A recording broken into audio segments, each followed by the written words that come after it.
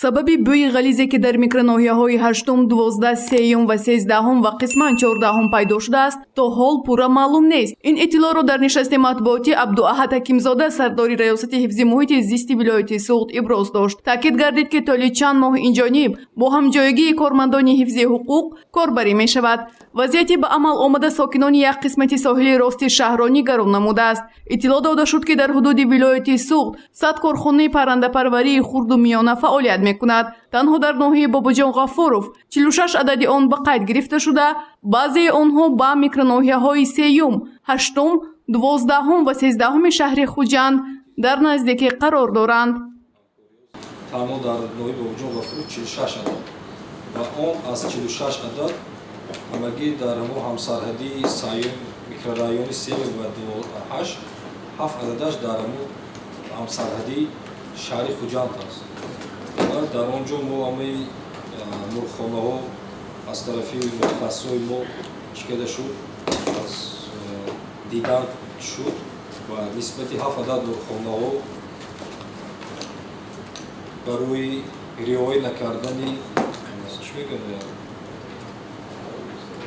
ҷойгиркунии партовҳое ки аз мисол мурхонаҳо пайдо мешавад, ҷойгиркунии ғайрирасмӣ ҷойгир карда шуда буд, протоколҳо тартиб дода шуд ба маблағи 14200 сомонӣ ҷаримабандӣ шуд ва 86000 сомонӣ барои расондан ба зарар ба табиат, зарар пешниҳод карда ва пардохт кунонда шуд.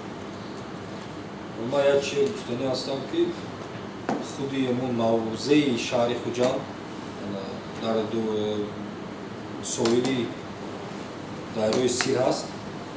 мо медонем ки аз ҳама вақти дар тамоми фаслҳо ҷойгиршавии ҳамин худи шаҳри Хуҷанд шамолҳо ҳаст. дар вақти аз рӯи гуфти шаҳрвандон фақат дар ҳолати вазидани шамол пайдо шуд. лекин моро ин чиз қонеъ намекунонад. мо минбаъд барои ҳамин ошкор намудани, лекин ошкор нашуд асоли ин бӯи ғализ вале то охир рафта расондагӣ нестем. аз санаи 31 март сайди моҳӣ дар обанборҳо манъ карда шуд, яъне дар давраи тухмгузории моҳиҳо сайди он мумкин нест. То кадом андоза иҷроиши ин қарор назорат карда шуд? Ин яке аз суолҳое ки журналистон аз масъулон пурсон шуданд. дар маҷмӯъ тамоми шаҳру ноҳияҳо агар дар бар гирифта нисбати 90 нафар шаҳрвандон протоколҳои вайронкунии маъмурӣ бо моддаҳои 223 кодекси вайронкунии маъмурии ҷумҳурии Тоҷикистон 52 адад чораҷӯӣ карда шуд ва бо моддаи 208 кодекси вайронкунии маъмурии ҷумҳурии Тоҷикистон 38 адад тартиб дода ҳамаи парвандаҳо баррасӣ карда шуда ва нисбати онҳо қарорҳои қонунӣ қабул карда шудааст. ва нисбати қоруқшиканон ки дар давраи тухмгузорӣ мақсад ин ду моддае ки ман гуфтам 2223 ва ҳам 208 2223 баррасӣ бар худи мақомоти ҳифзи муҳити зист аст, 208-аш ба суд ирсол карда мешавад. дар баробари нишасти хабарии раёсати ҳифзи муҳити зисти вилояти Суғд се ниҳоди дигар, сарраёсати кишоварзӣ, кумитаи идораи замини вилояти Суғд, раёсати беҳдошти замин ва обёрӣ дар вилоят аз 6 моҳи фаъолияти хеш ба рӯзноманигорон ҳисобот доданд. рӯзноманигорон тариқи суолу ҷавоб аз бурду бохти соҳаи кишоварзӣ пурсон шуданд. хусусан масъалаҳои асосӣ ин гароншавии нархи гӯшт ва дигар аз молу маҳсулотҳои кишоварзӣ буд. Buna taarruza koymaga sonra bulaştı. Goşt ziyod şud. Takuyla talabatı ahudi ziyod. Buna min narxı doşluq. Bu narxı bolur çıkır boşluğa. Bu olur yakır bıraktı. Buna yarmarka furuş gibi bu nisbeti narxı boluri. Buna 25% arzunlar kadı. Eşkişi mardum gardundu istedi.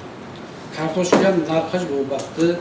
Sifat ve namud ve Bundan nispeti soru peşin, eğer xeyr balanri ve narx gidiş not kişni. Bunda narxı piyot nispeti soru gülaşlar. Kırık seyir muratı bağırdı. Nokta Lekin amiruzda agari girildaga narxı gazim oyi Buna bir somunu 80 dirhem verdim. Bir 4 domunu 40 dirhem şu. Buna söyleş görem kıymet şu. Buna buraya kişilarda aham içinde atılsı in Nuri'yi mindirdi.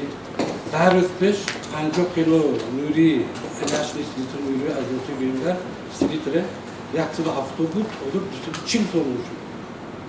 Lakin bolbet kişilarda bu hafta uçlu kişi arak zemine ituldu bu arak ocak zemine. Biz sonra bulaşlarladık siyah bir saat gektar bu kişileri. İşte takrorma bir şey böyle çok adam gektar bu.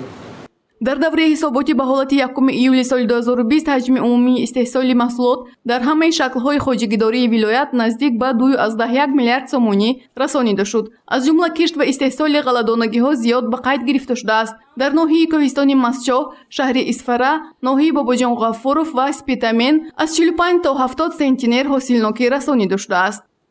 44 tonu istehsal kardeşi. İn bağlantı yaptığımı geliyor. Tüm istihdam kolu peşi.